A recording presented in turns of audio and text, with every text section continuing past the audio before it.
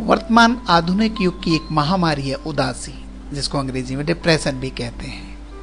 क्यों होता है, कैसे हम स्पिरिचुअल हीलिंग रिसर्च इंस्टीट्यूट की हेल्प लेके इसका उपचार कर सकते हैं, आइए इसके बारे में जानते हैं। उसको जानने उससे पहले हम पता कर रहे हैं कि ब्रेन एक छोटी इकाई का नाम है न्यूरॉन, और दो न्यूरॉन आपस में जुड़ते हैं, उस जगह को कहते हैं सिनेप्सिस, और उन सिनेप्सिस के बीच में जो केमिकल हार्मोन का ट्रांसफर होता है उसको कहते हैं न्यूरोट्रांसमीटर।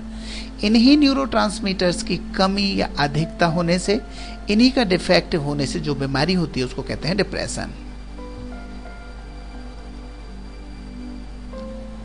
जब ब्रेन इन इंटरकनेक्टिंग न्यूरॉन्स में सफिशिएंट मात्रा में वो न्यूरोट्रांसमीटर पुश नहीं कर पाता है, तो मैसेज जो एक न्यूरॉन से दूसरी जगह जाएगा, जो केमिकल मैसेंजर्स एक मैसेज को लेकर दूसरी जगह जाएगा, जिसको कि हम न्यूरोट्रांसमीटर कहते हैं, वो सफिशिएंट नहीं होगा तो डिप्रेशन का ऑनसेट होगा। कुछ लोगों को ये जन्मजात होता है, कुछ लोगों को ये माहौल और हालात पैदा करते हैं, और कुछ लोगों को ये केमिकल के रूप में होता है, कुछ लोगों को ये आधुनिकता की बीमारी है जिसने डिप्रेशन को जन्म दिया है।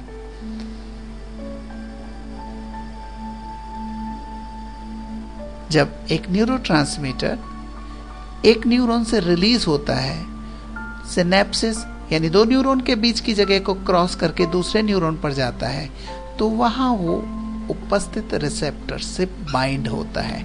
ईश्वर की कैसी निराली रचना है, यानी ब्रेन के करोड़वें हिस्से न्यूरॉन के दूसरे न्यूरॉन से मिलन की जो बीच की जगह है, वहां के बारे में भी गाइडलाइंस तय हैं।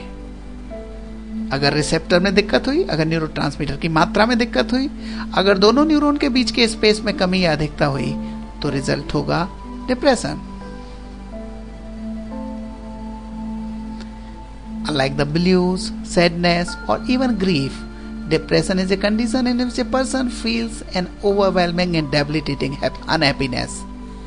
कभी कभी उदासी, कभी कभी दुख और कभी कभी खिन्नता, ये तो मामूली बात है, लेकिन उनके विपरीत उदासी के रूप में एक व्यक्ति आवश्यकता से बहुत बहुत अधिक हताश, निराश, उदासी महसूस करता है। जो लोग डिप्रेस होते हैं उनके जीवन में दूसरे रेस्पॉन्स भी बहुत ब्लंट हो जाते हैं, और वो क्लियरली डिसीजन लेने में और थिंकिंग करने में अपने आप को असहाय महसूस करते हैं, और उनकी नॉर्मल फंक्शंस डिस्टर्ब हो जाते हैं। बेसिकली डिप्रेशन के दौरान इन्हीं दो न्यूरोट्रांसमीटर्स के बीच में, इन्हीं दो न्यूरॉन के बीच की रचना पर डिफेक्ट होता है।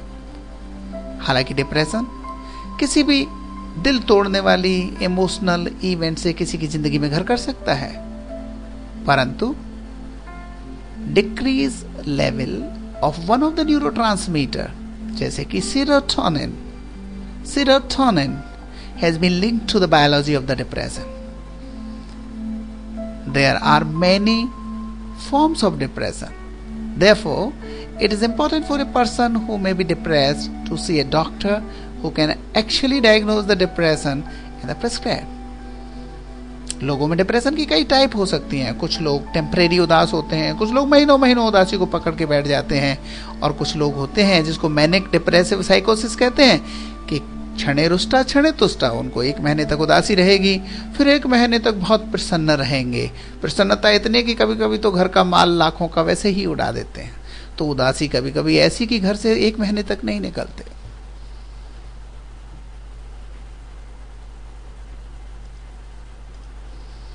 ब्रेन की इसी अजीबोगरीब रचना को, जिसको हमने कभी कभी एमआरआई से देखा है, और न्यूरॉन्स के इन कनेक्शंस को आपस में देखा है, और दो न्यूरॉन के मिलन के स्थान को देखा है, जिसको सिनेप्सिस कहते हैं।